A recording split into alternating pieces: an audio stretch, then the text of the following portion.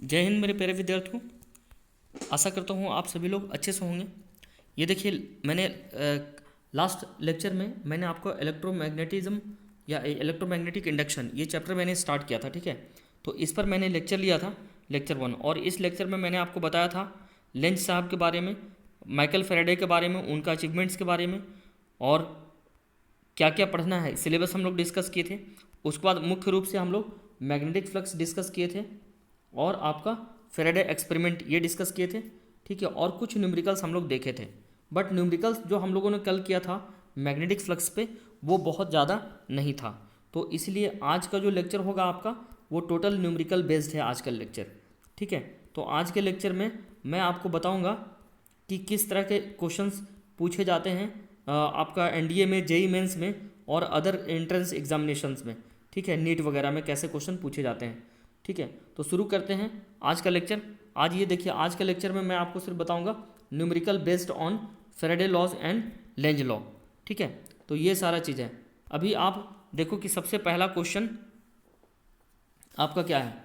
सवाल है कि magnetic field is increasing into the page with time when a conducting loop definite loop of definite radius placed on the plane of the paper then uh, then find the, यहाँ पर then होगा, ये T H E N N छूट गया शायद। Then find the direction of the current in the loop, ठीक है। तो ये देखिए सवाल में फिगर है आपका। इस फिगर में हमें यहाँ पर देख सकते हैं ये जो है आपका मैग्नेटिक फील्ड है जो इंक्रीज़ कर रहा है।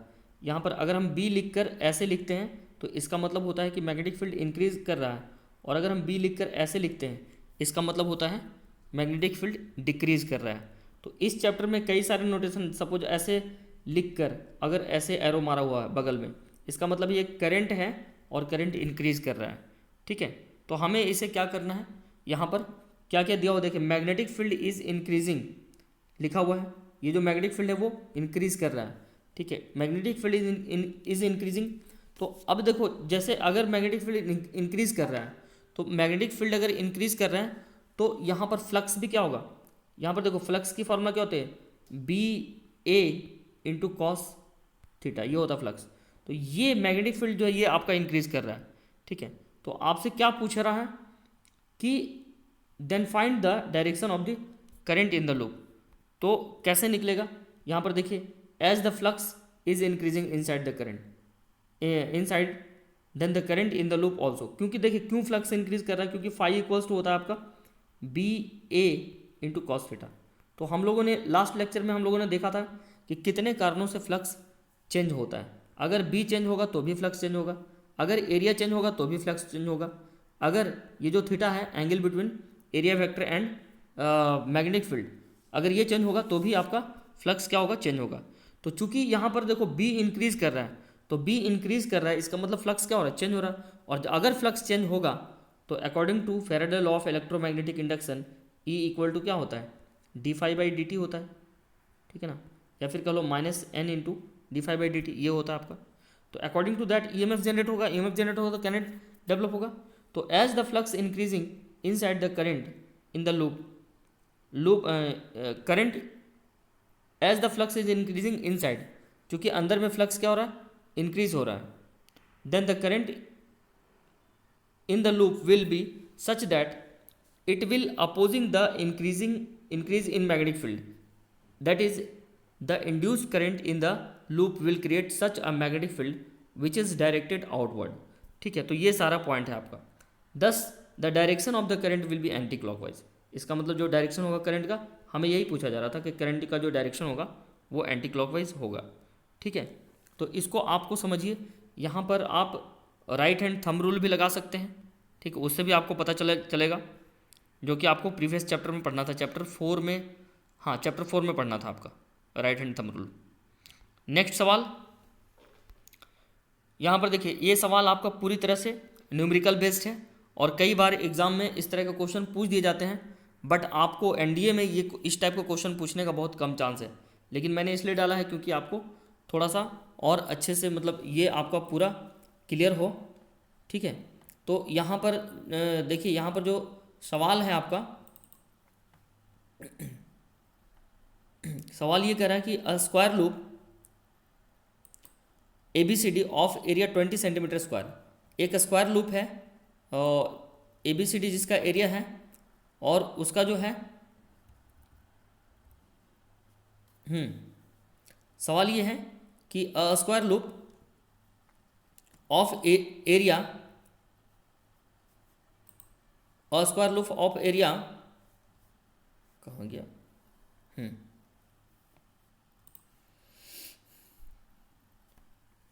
A square loop of area 20 centimetre square and resistance 5 ओम।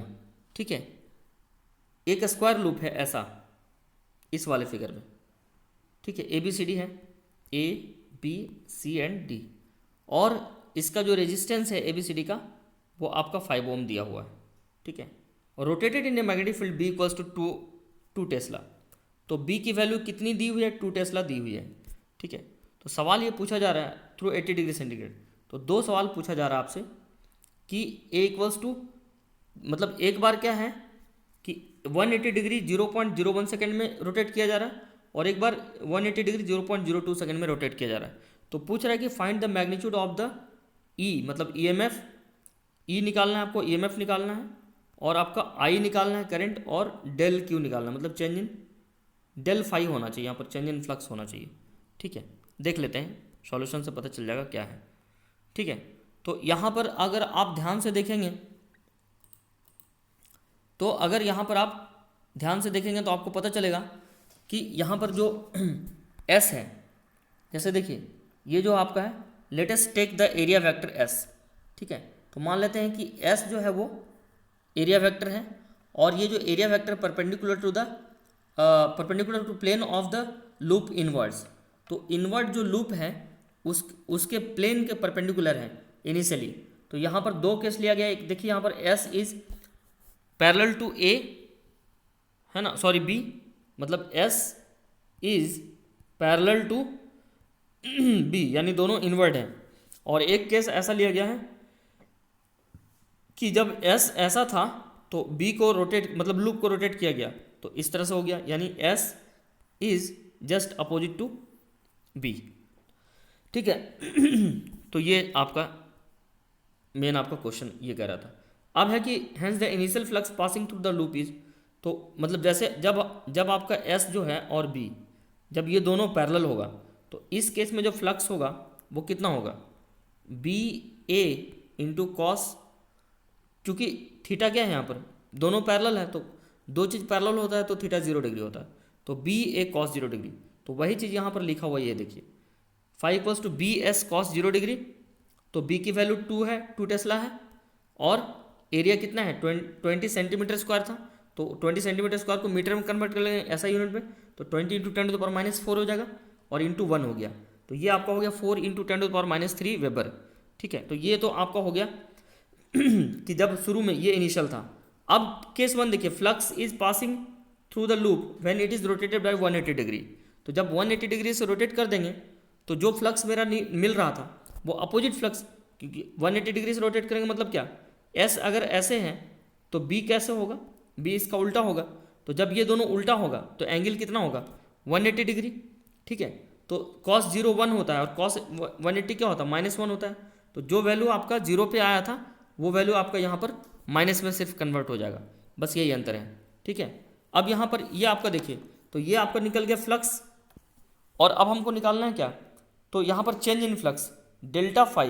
तो डेल्टा फाई चूँकि फ्लक्स जो है वो स्केलर क्वांटिटी है तो हम इसको डायरेक्ट जोड़ सकते हैं, डायरेक्ट घटा सकते हैं, तो φ1 माइनस φ2 कर सकते हैं। ठीक है, तो φ1 माइनस φ2 करेंगे तो जो नेट फ्लक्स होगा, तो φ1 देखिए, φ1 कितना है 4 है, और इंटू ये φ2 कितना है -4 है, तो दोनों क्या होगा जुड़ जाएगा। ठीक है ना, φ1 जो आपका 4 इंटू φ1 जो है 4 इंटू 10⁻³ वेबर है, और ये जो φ2 है आपका, है ना, मतलब इनिशियल फ्लक्स और फाइनल फ्लक्स। ठीक है, तो फाइनल माइनस इनिशियल करेंगे तो ये इतना हो जाएगा -8 इंटू 10⁻³ वेबर हो जाएगा। उसके बाद मुझे निकालना है आपका E, तो EMF का जो मैग्नीट्यूड होता है वो होता है आपका डेल फाई, मतलब d∅dt होता है, ये डेल टी कह लो, ऐसा कह लो। ठीक है, तो इसका दो केस होगा, तो एक आपका 0.01 सेकेंड के लिए निकलेगा और एक आपका 0.02 सेकंड के लिए निकलेगा। तो एक बार टाइम बराबर इतना पुट करेंगे और एक बार टाइम बराबर इतना पुट करेंगे।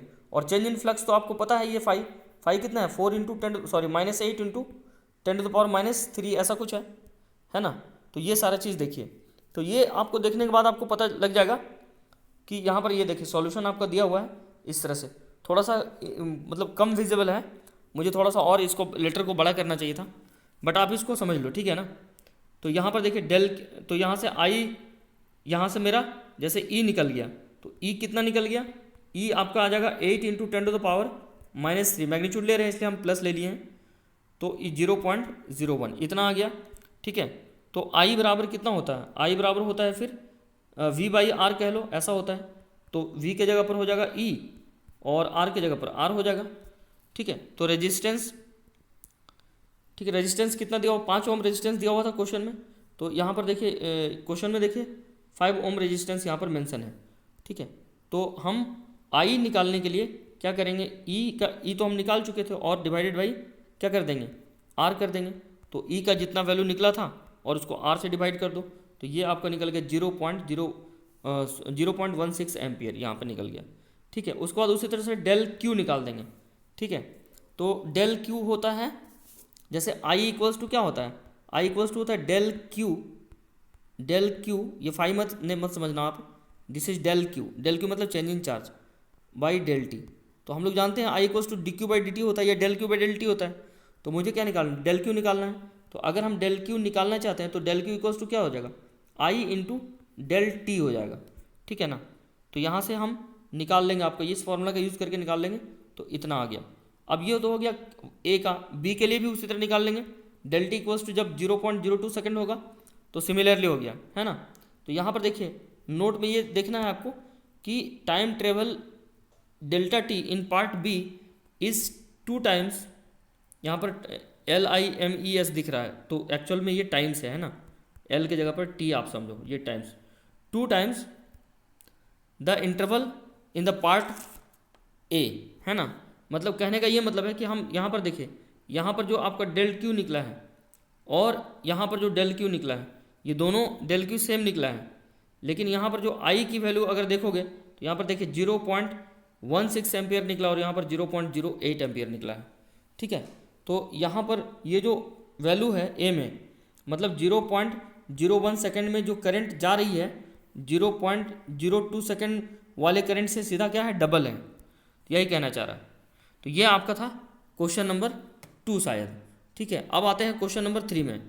तो क्वेश्चन नंबर 3 क्या है, देखिए a conducting circular loop with variable radius R is placed in a uniform magnetic field B equals to 0.020 tesla with plane perpendicular to the field while the radius of the loop is contracting at a constant rate of 1 millimetre पर second, ठीक है। यहाँ पर देखिए ये 1 millimetre पर second लिया है। तो find the induced EMF in the loop, तो सबको पता है यहाँ पर देखिए रेडियस दिया हुआ है, रेडियस तो वेरिएबल है, ठीक है ना।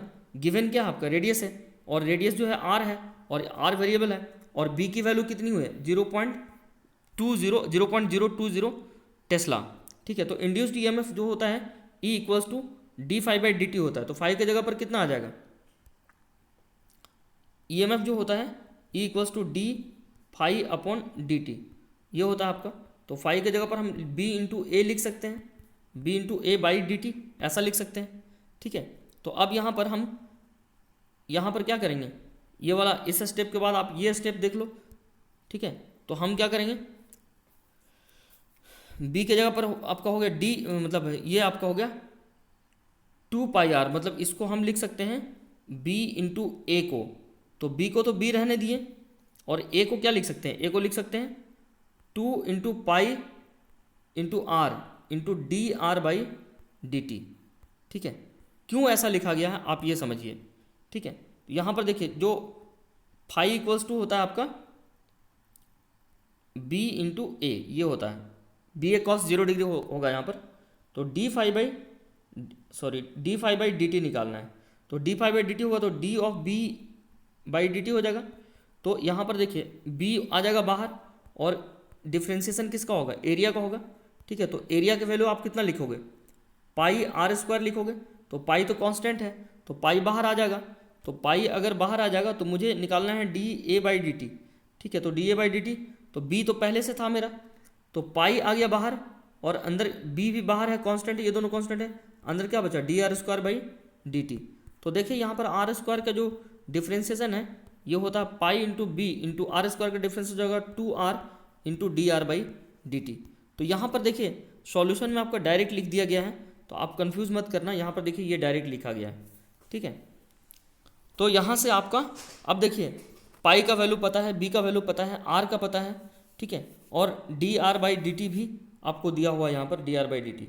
ठीक है, तो ये सारा चीज़ आपका दिया हुआ है, तो ये यहाँ से आपका निकल गया। ठीक है, तो आप अच्छे से समझ सकते हैं। अब आते हैं इलस्ट्रेशन 4 में। इलस्ट्रेशन 4 ये कहता है कि the magnetic field the magnetic flux linked with a coil is given by an equation. ठीक है, तो ये भी आसान क्वेश्चन है। एक मैग्नेटिक फ्लक्स दिया हुआ है, यानी फाई की वैल्यू कितनी दी हुई है, 8t² प्लस 3t और प्लस 5 है। ठीक है, तो ईएमएफ पूछ रहा था, इंड्यूस्ड ईएमएफ कल 4th सेकेंड, यानी ई पूछ रहा है चौथे सेकंड पर। तो हम देखिए ईएमएफ जो होता है E at t equals to 4 second.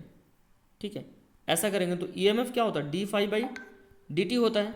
तो अगर ये d phi by D t होता है तो डी ऑफ इतना हो जाएगा, ये आपका डी ऑफ हो जाएगा 8t² प्लस ये वाला सेम चीज़ आ जाएगा 8t² plus 3t by 8t² plus 3t plus 5 by D T. तो अब यहाँ पर देखिए 8t² का हो जाएगा 16 इंटू टी हो जाएगा और 3t का 3 हो जाएगा और 5 तो कांस्टेंट है तो इसका 0 हो जाएगा, तो 16t प्लस 3। तो जब इसमें 4 सेकेंड रखोगे तो आपका जो D phi by D T जो आया है, D phi by D T ये आया आपका 16 इंटू टी प्लस 3 आया। तो 16 4 सेकेंड में पूछ रहा तो 16 इंटू 4 प्लस 3 हो जाएगा, तो 16 4 जा 64 एंड प्लस 3, तो 67 विल बी द आंसर। ठीक है, तो ये यहाँ पर आप देख सकते हैं, तो यहाँ पर ये देखिए 67 यूनिट आपका आंसर हो जाएगा। ठीक है, नेक्स्ट आपका जो क्वेश्चन है ये आपका है। ठीक है, तो अगला जो सवाल है आपका,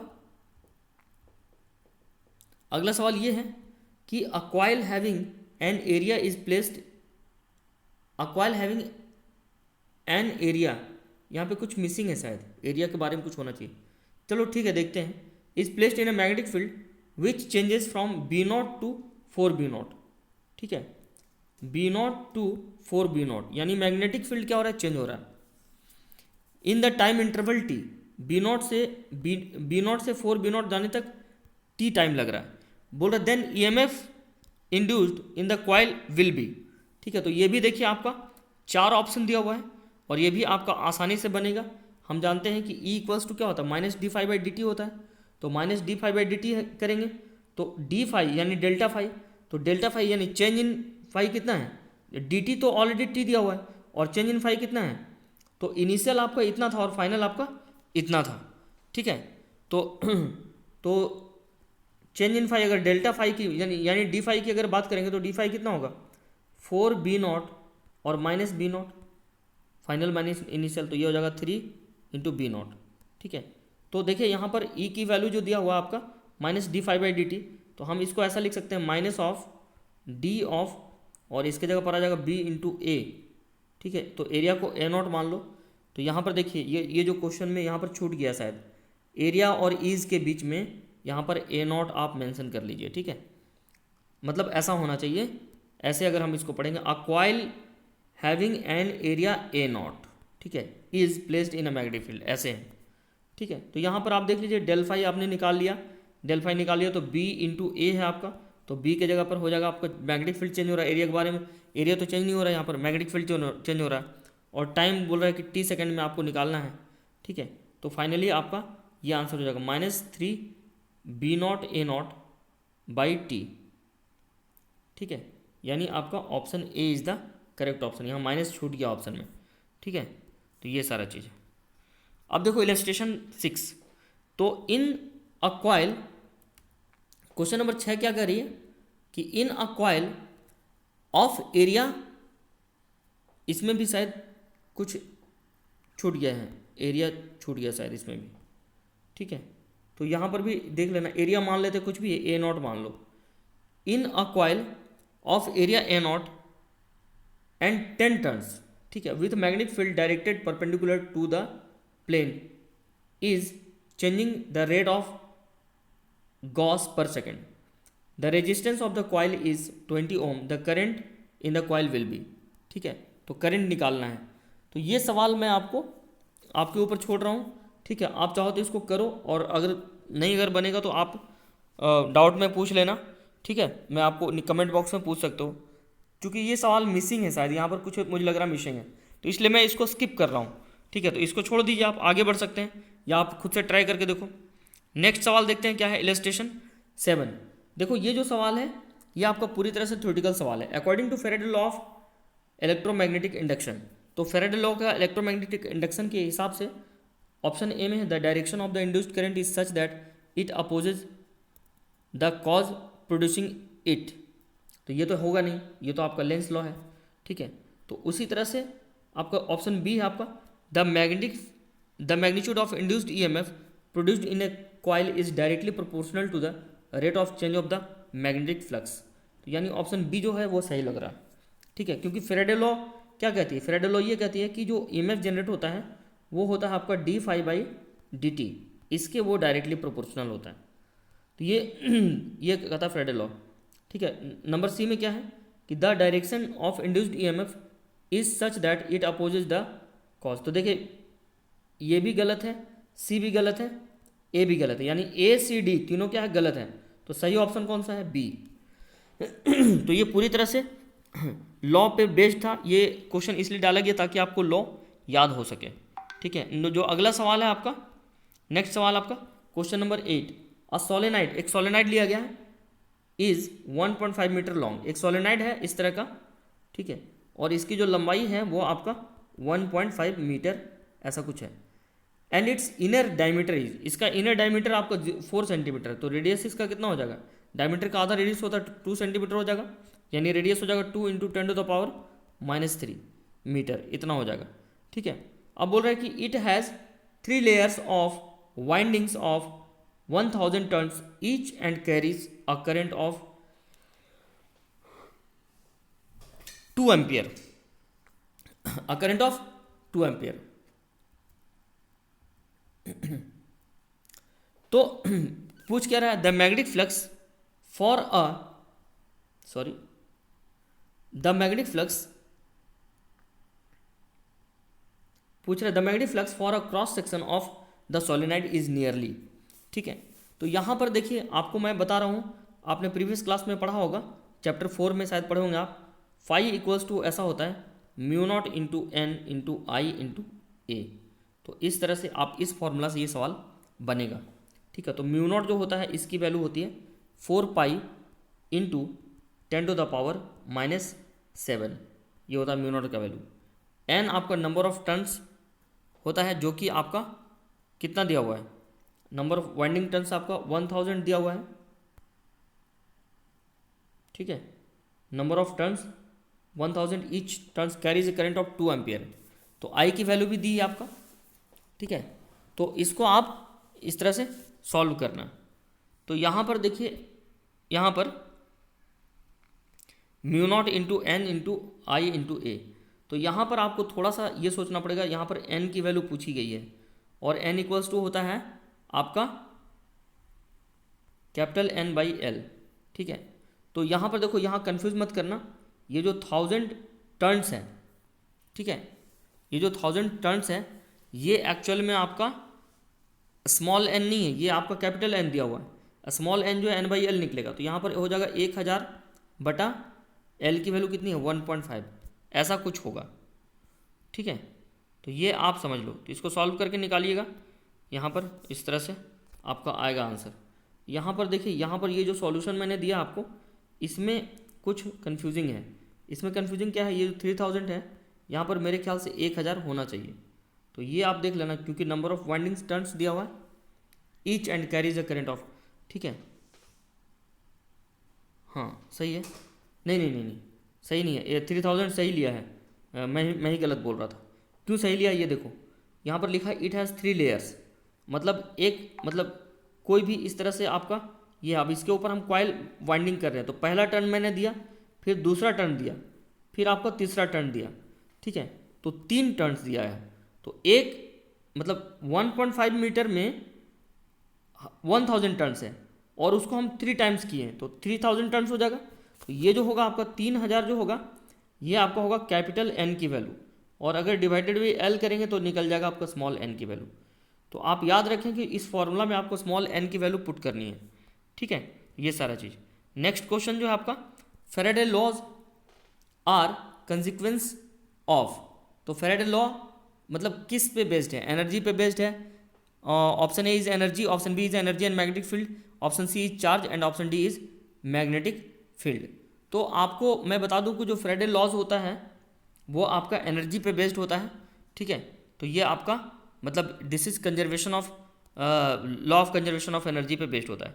एक्सप्लेनेशन आपका ये है, Faraday laws involve conservation of mechanical energy into conversion of mechanical energy into electrical energy. मतलब फैराडे लॉ में क्या होता है, मैकेनिकल एनर्जी इलेक्ट्रिकल एनर्जी में कन्वर्ट होती है, ठीक है। तो this is an accordance with the law of conservation of energy, यानी option A is the correct option, ठीक है, क्लियर है। नेक्स्ट क्वेश्चन है आपका illustration 10, the magnetic flux linked with a coil in Weber's is given by, यानी phi का value आपका दिया हुआ है, ठीक है। इस क्वेश्चन में भी शायद कुछ मिसिंग है, ठीक है, हाँ इसमें भी कुछ मिसिंग है। The magnetic flux linked with the coil in Weber's is given by the equation. तो यहाँ पर देखिए इक्वेशन के बाद आपका ये इनकम्प्लीट क्वेश्चन है, तो इसको आप छोड़ दो, ठीक है, क्योंकि इक्वेशन के बाद आपका कुछ छूट गया, वो है ना, वो टाइप करना टाइपिंग मिस्टेक है, क्लियर है। तो ये आप देख सकते हो, ठीक है।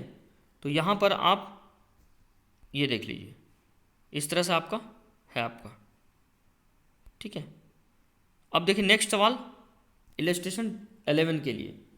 तो इलस्ट्रेशन 11 में आप ये देख सकते हैं कि a coil has an area of कितना है 0.05 मीटर स्क्वायर, ठीक है। तो ये M2 है, इसको M2 मत समझना, दिस इज मीटर स्क्वायर, ठीक है, 0.05 मीटर स्क्वायर एंड 800 टन्स।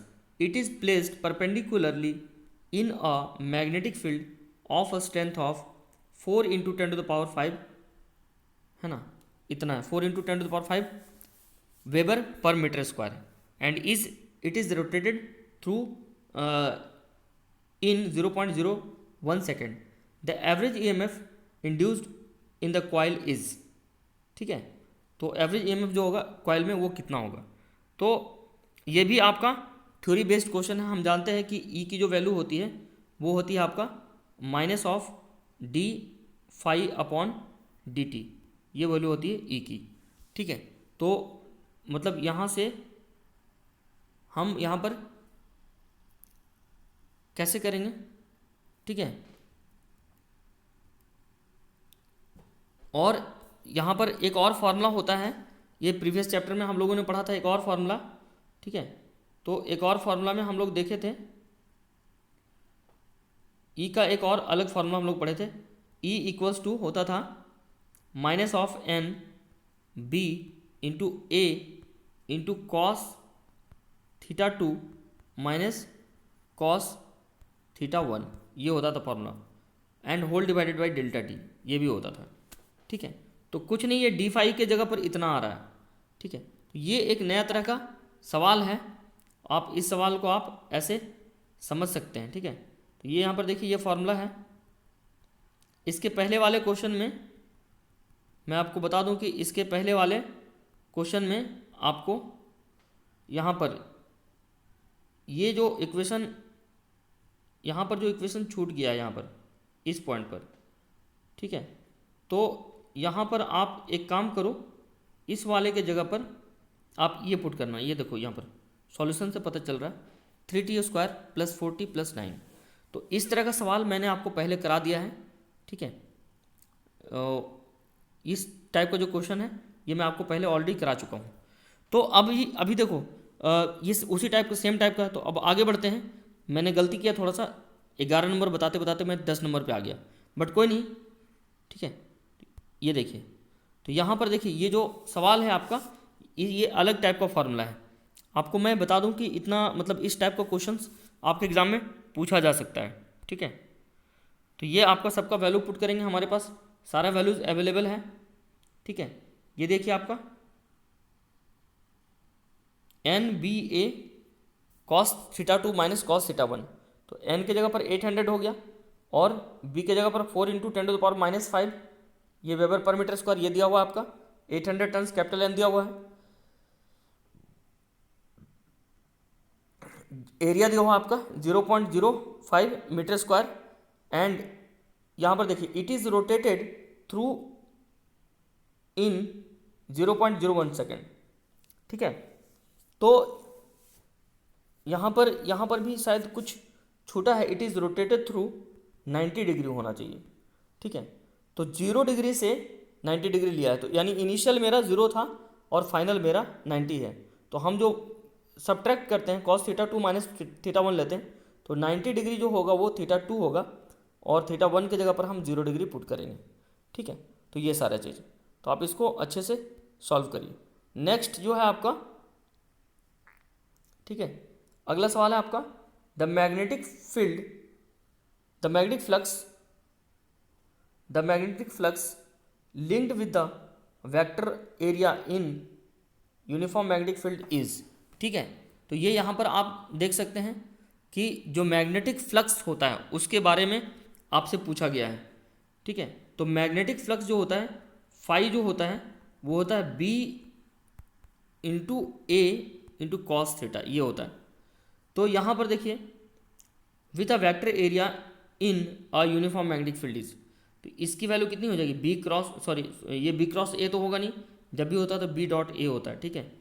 यहाँ पर थोड़ा सा ऑप्शन में आपको कन्फ्यूजिंग दिखेगा, बट आप कन्फ्यूज मत करना, हम लोग पहले से जानते हैं फाई की जो वैल्यू होती है, ठीक है। यहाँ पर देखिए पहले ऑप्शन समझ लीजिए, ऑप्शन ए जो है आपका बी क्रॉस ए है, ऑप्शन बी है आपका simply A into B, option C आपका B dot A and option D है आपका बी बाई ए। तो देखिए ये आपका पहला ऑप्शन गलत है, क्योंकि क्रॉस प्रोडक्ट होता नहीं है, ये फ्लक्स जो है वो स्केलर क्वांटिटी है। ये भी गलत है, ये डायरेक्ट नहीं होता है। B dot A is the correct option, यानी C is the correct option, ठीक है। तो ये सारा पॉइंट आपका है। तो नेक्स्ट जो सवाल है आपका क्वेश्चन नंबर 13, इसको मैं चाहता हूँ कि इसको आप खुद से करिए, ठीक है। An infinitely long cylinder is kept parallel to an uniform magnetic field B, ठीक है। यूनिफॉर्म मैग्नेटिक फील्ड बी के पैरेलल है and directed along positive Z axis, ठीक है। The direction of the induced current as seen from the Z axis will be, ठीक है। तो Z axis से कौन सा ये होगा, तो यहाँ पर देखिए डायरेक्शन के बारे में बताया गया है। तो मैं चाहता हूँ कि इसको आप खुद से सॉल्व करें, स्क्रीन को पॉज करें, सवाल को नोट करें, ठीक है। इसका आंसर जो होगा आपका सी ऑप्शन होगा, बट ये कैसे होगा ये आपको, ठीक है, ये आप खुद से एक बार सोचें। हालांकि सॉल्यूशन मैं आपको दे रहा हूँ इसमें, ये आपका सॉल्यूशन है, ठीक है। नेक्स्ट आपका जो क्वेश्चन है question number 14, induced EMF to induce an EMF in a coil, बोल रहा है कि एक कॉइल में ईएमएफ को इंड्यूस करने के लिए द लिंकिंग मैग्नेटिक फ्लक्स किस तरह का होना चाहिए, must decreases, can either decreases और कैन आइदर इंक्रीज और decrease, must remain constant and must increase. तो देखिए यहाँ पर जो ईएमएफ का जो फॉर्मूला होता है हमारे पास वो ऐसा होता है minus of N into d phi by D T, ठीक है, ये होता है। तो इसमें फ्लक्स के बारे में मतलब कंफर्मेशन नहीं दिया कि फ्लक्स बढ़ेगा या घटेगा, तो बढ़ भी सकता है और घट भी सकता है। आई बात समझ में, तो B is the correct option, ठीक है। घटेगा तो भी होगा, बढ़ेगा तो भी होगा, लेकिन अगर कांस्टेंट रहेगा, क्यों ऐसा होता है ये देखिए आप, क्योंकि देखिए ये जो D phi by D t है, तो मान लेते हैं अगर फाई कांस्टेंट है तो कांस्टेंट का डिफ्रेंसिएशन क्या होगा, जीरो हो जाएगा। तो दोनों ही हालत में अगर फ्लक्स बढ़ेगा तो भी आपका ईएमएफ जनरेट होगा और फ्लक्स घटेगा तो भी आपका ईएमएफ जनरेट होगा। आई बात समझ में? तो ये आप अच्छे से समझ लो, ये आपका जो है आपका B is the correct option. तो finally B is the correct option. Now the question number 15, ठीक है, ये आपका स्क्रीन पे क्वेश्चन नंबर 50 डिस्प्ले हो रहा है आपका। जैसे क्वेश्चन क्या है कि an aluminium ring B faces an electromagnet A. एक एल्युमिनियम रिंग है जैसा कि डायग्राम में दिखाया गया है, और वो एल्युमिनियम रिंग जो है, देखिए an aluminium ring B faces an electromagnet A, ठीक है। इलेक्ट्रोमैग्नेट यहाँ पर ये देखिए, ये डायग्राम में दिखाया गया है, ठीक है। तो यहाँ पर अगर आप ध्यान से देखेंगे तो आपको यहाँ पर आपको रियलाइज़ होगा, इस वाले फिगर में पूछ रहा हमसे कि the current I through a can be altered, ठीक है।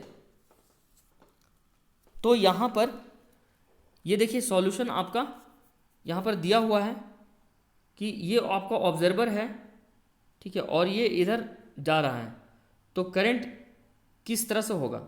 ऑप्शन ए है वेदर आई इंक्रीजेज और decreases B will not experience any force. मतलब आई चाहे बढ़े चाहे घटे, बी पर कोई एक्स्ट्रा फोर्स नहीं लगेगा। नेक्स्ट सवाल है कि नेक्स्ट ऑप्शन है if I decreases A will repel B. Option C is if I increases, अगर आई बढ़ता है A will attract B, A will attract B, ठीक है। And if I increases A will repel B. तो ये सारा options है। तो मैं चाहता हूँ कि आप इस सवाल को खुद से सॉल्व करें। सॉल्यूशन नीचे दिया हुआ ये आपका सॉल्यूशन है, ठीक है। तो ये आप खुद से पढ़िए और इसको खुद से समझिए, और अगर कोई डाउट होता है तो मेरा व्हाट्सएप नंबर 7870184583, इस पर आप कॉल कर सकते हैं, ठीक है, या मैसेज भी कर सकते हैं व्हाट्सएप पे। क्लियर है? तो आज का लेक्चर यहीं तक है। नेक्स्ट क्लास में मैं आपको अलग टॉपिक पढ़ाऊँगा और नेक्स्ट क्लास थ्योरी का होगा। Okay, thank you.